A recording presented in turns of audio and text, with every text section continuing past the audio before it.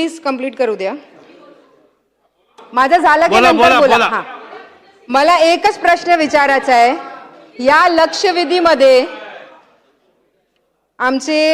माझे सहकारी देवयानी फरांदेजीने काही प्रश्न उपस्थित केले हैं मुस्लिम महिलांवर. इस तरीके का अत्याचार सिर्फ मुस्लिम महिलाओं के ऊपर हो रहा है? क्या ये प्रश्न मैं पूछ सकती हूँ, उसका जवाब दिया जाएगा कि इस तरीके का अत्याचार सिर्फ मुस्लिम महिलाओं के ऊपर हो रहा है क्या? दूसरा, पॉलीगैमी मुस्लिम्स में अलाउड है मुस्लिम लॉ अंतर्गत.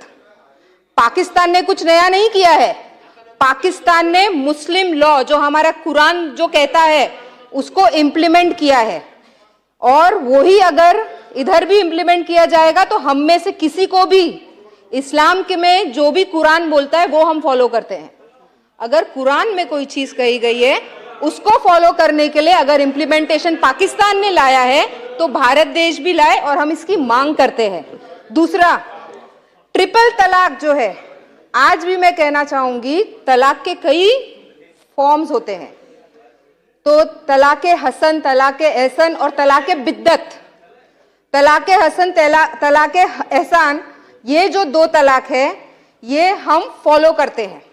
तलाक़े बिद्दत इज अ कल्चरल फॉर्म जो सालों पीढ़ी बाई पीढ़ी फॉर्म होते आया है, उसमें कहीं भी उसका हमारे रिलीजन में मेंशन नहीं है. तो जब इंस्टेंट ट्रिपल तलाक को रद्द किया गया, उसके ऊपर लॉ लाया गया, जो चीज हमारे पास है ही नहीं उसको रद्द किया गया. एक, अगर वो फॉलो हो रहा है, उसके ऊपर लॉ बनाया गया है और उसके अगेंस्ट कोई जा रहा है तो हम उसके ऊपर आवाज नहीं उठाते, हम फॉलो करते हैं. Let me complete. थर्ड, क्या पॉलीगैमी सिर्फ मुस्लिम्स में अलाउड है? लेकिन क्या सिर्फ मुस्लिम्स ही पॉलीगैमी कर रहे हैं क्या? क्या सिर्फ मुस्लिम आदमी, क्या मुस्लिम पुरुष ही पॉलीगैमी कर रहे हैं? दूसरे रिलीजन में पॉलीगैमी नहीं हो रही है? हो रही है. पॉलीगैमी के कोई रूल्स फॉलो होते हैं. अगर उस तरीके से फॉलो हो रहे हैं तो पाकिस्तान का रेफरेंस नहीं दिया जाए, इस्लाम में कुरान का रेफरेंस दिया जाए और उसको इंप्लीमेंट किया जाए.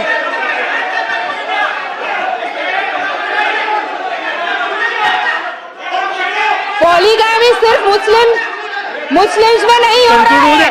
पॉलीगैमी हर रिलीजन में हो रहा है. मुस्लिम्स में पॉलीगैमी का तरीका बताया गया है और उसको फॉलो किया जाए, उस पर लॉ लाया जाए. ठीक है, बात कर साहेब.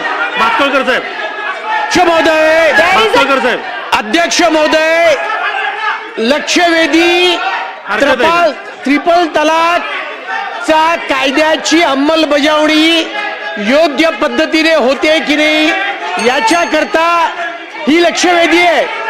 सन्माननीय सदस्य त्या ठिकाणी कुराण, पाकिस्तान, मुस्लिम धर्मातल्या परंपरा याचं लेक्चर देत आहेत. ते लेक्चर आम्हाला ऐकायची गरज नाही. हा देश संविधानाने चालतो, कुराणाने चालणार नाही, हे तुम्ही या ठिकाणी मी समजावून सांगतो. एवढं लक्षात ठेवा. मंत्री महोदय, त्याला प्रश्न विचारायला सांगा. उत्तर द्या. हा, मंत्री महोदय. अध्यक्ष महोदय, ठीक आहे. उत्तर घेऊ.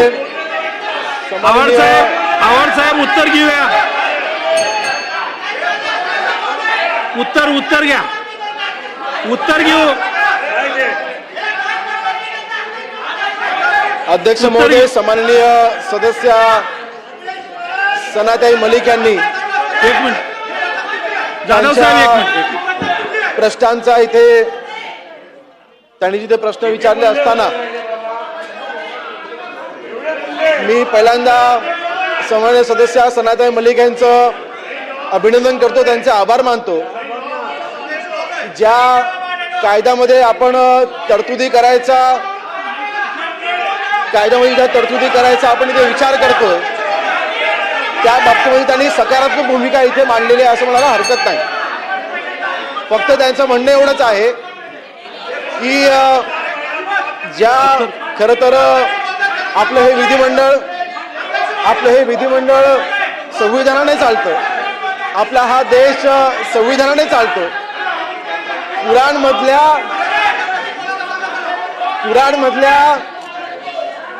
पुराणामध्ये शेवटी एका धर्मग्रंथामधल्या चला बसून घ्या.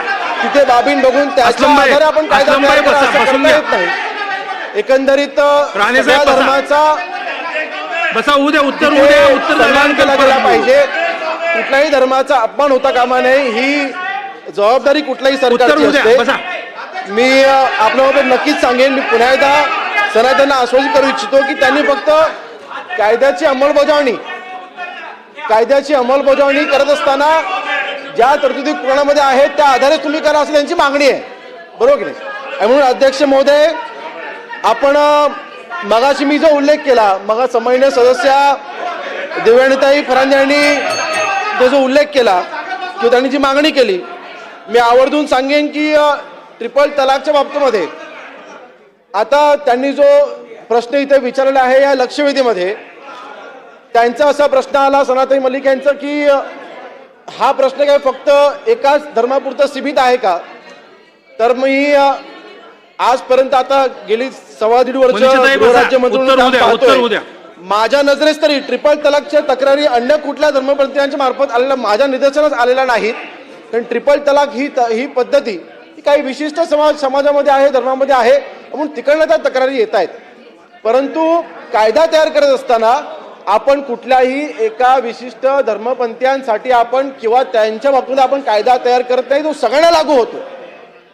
ज्या अशा पद्धतीने शेवटी आपण केंद्राने कायदा काय पारित केलाय, मोबाईल मेसेज पाठवून तलाक द्यायचा, ईमेल पाठवून तलाक द्यायचा, फोनवरना संभाषण करून तलाक द्यायचं, तर तो अन्यायकारक होता. म्हणून तो कायदा तयार केला गेला आणि त्याची अंमलबजावणी फक्त इथे राज्यामध्ये व्हावी अशी त्यांची मागणी जी झाली पाहिजे, जी आपण करतोय.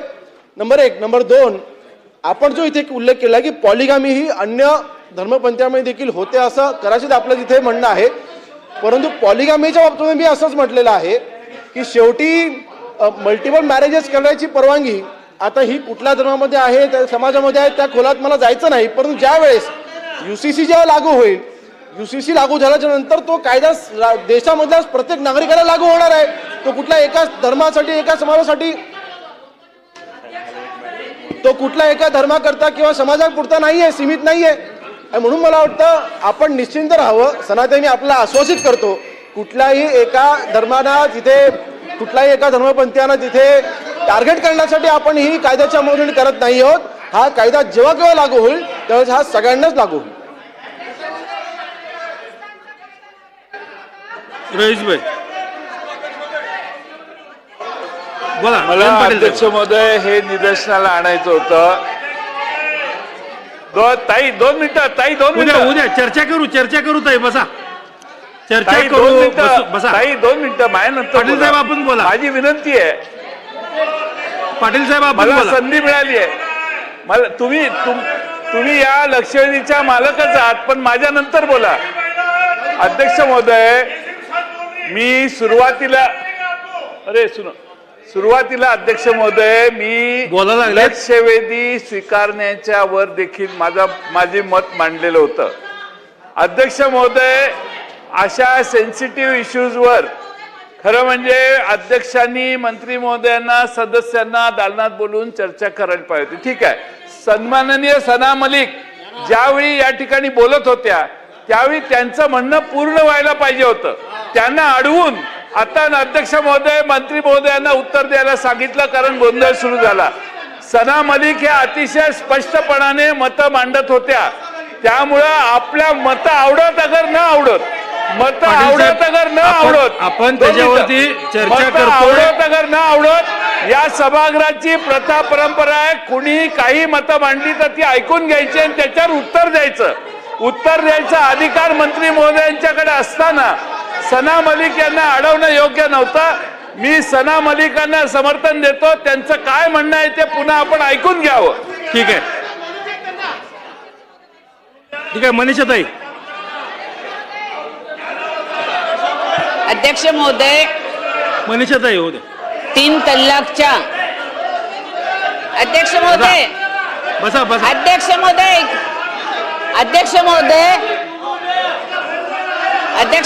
देतो बसा. उद्या अध्यक्ष महोदय, सन्माननीय सदस्य देवयानीताईंनी मांडलेल्या लक्षवेधीला मी पाठिंबा देऊन अध्यक्ष महोदय देतो आता देतो. जयंतराव ओ जयंतराव ऐका बसा. जरा. अध्यक्ष महोदय बसा, मनीषा माझ्या यांचं उद्या देतो. माझ्या मतदारसंघातील आवाज साहेब. काजल सिंग नावाच्या मुलीने मुस्लिम युनुस अन्सारी बरोबर लग्न केलं आणि लव जिहाद नंतर 3 मुलांसहित ह्या काजल सिंग म्हणजे आताची तांजेरी अन्सारी हिला 3 मुलांसहित तल्लाक देऊन तिला घरी पाठवलं. अध्यक्ष महोदय एवढंच नाही, त्या मुलीकडे राहिला आता घर नाहीये, त्या मुलीला आता रेशन कार्ड नाहीये, त्या मुलीच्या शिक्षण करण्यासाठी तिच्याकडे त्यांचं आता आधार कार्ड सुद्धा नाहीये. अध्यक्ष महोदय सन्माननीय पंतप्रधान नरेंद्र मोदीजींनी मुस्लिम महिलांना न्याय देण्यासाठी 3 तल्लाक आणला आणि हे सरकार, हे न्यायालय हे तुमच्या कुराणावर चालत नाही, संविधानावर चालतं. मग संविधानाच्या ह्याच्यामध्ये संविधानाप्रमाणे ठीक आहे, बोला, कन्क्लूड करा ताई. संविधानाप्रमाणे अध्यक्ष महोदय कन्क्लूड करा. अध्यक्ष महोदय सागर साहेब बसा आपण. 3 तल्लाक मध्ये अनेक मुस्लिम महिलांवर अत्याचार होत आहेत आणि सन्माननीय प्रधानमंत्री नरेंद्र मोदीजींमुळे आज अशा पीडित महिलांना न्याय द्यायचं काम देशाचे पहिले पंतप्रधान नरेंद्र मोदीजींनी केलेलं आहे. अध्यक्ष महोदय त्या 2 मुस्लिम मुली नाशिक जिल्ह्यातील शबाना शबुद्दीन खान व मिनाज अशरफ मलिक ह्या 2 मुलींनी तक्रारी केलेल्या आहेत. ह्या तक्रारीचा त्यांचा निष्कर्ष असा आहे की त्यांना अजून न्याय मिळालेला नाही. तर सन्माननीय मंत्री महोदयांना माझा प्रश्न आहे की अशा 3 तल्लाकच्या ज्या महिला पुढे येत आहेत, समाजाच्या विरोधात जाऊन पुढे येत आहेत, ह्यांना आपण संरक्षण द्यायला पाहिजे, त्यांना न्याय द्यायला पाहिजे. तो तुम्ही न्याय देणार का? आणि माझा महत्वाचा प्रश्न आहे, राज्यात 2019 पासून 3 तल्लाकच्या संदर्भातील किती तक्रारी हे गुन्हे दाखल करण्यात आल्यात आणि त्यामध्ये किती महिलांना आपण न्याय दिला ह्याची मला माहिती द्यावी. धन्यवाद. चला मंत्री महोदय लास्ट. अध्यक्ष महोदय, सन्माननीय सदस्य, अहो उत्तर तर घेऊ द्या ना. जो प्रश्न इथे विचारला उत्तर तर आहे, घ्यायला पाहिजे. एकंदरीत ही लक्षवेधी ज्यावेळेस या सभागृहामध्ये सन्माननीय सदस्य परंज यांनी इथे मांडली, त्यावेळेस ज्या महिलांवरती तलाकाच्या बाबतीमध्ये जे काही अन्याय झाले त्याचीच उदाहरणं आता सन्माननीय सदस्य मनीषा यांनी इथे दिलेली आहेत. मी त्यांना आश्वस्त करतो की त्यांनी जी माहिती इथे उपलब्ध करून दिली आहे त्याची पूर्णपणे चौकशी केली जाईल आणि जर का जो कायदा 2018ला हा केंद्र सरकारने पारित केला आहे, ज्याची आपण अंमलबजावणी करतो, तर अध्यक्ष महोदय त्याची संपूर्ण माहिती घेऊन त्याची आम्ही चौकशी करू आणि त्या सदर महिलांना 100% न्याय मिळवून द्यायचं काम आपलं सरकार करेल. किंबहुना या लक्षवेधीचं उत्तर देत असताना महाराष्ट्रामधील तमाम मुस्लिम आमच्या महिला भगिनींना किंवा हा कायदा ज्या ज्या धर्मपंथीयांमधील मुस्लिम महिला भगिनींना हा कायदा लागू होतो त्या सगळ्यांना किंवा ज्यांना ज्यांना त्रास होतोय त्या प्रत्येक महिला भगिनीच्या पाठीशी आपलं सरकार खंबीरपणे उभं आहे आणि त्यांना पूर्णपणे संरक्षण द्यायचं काम आपलं सरकार करेल. चला आता पुढे जाऊया. समर्पक उत्तर दिलंय मंत्री महोदयांनी. बर लास्ट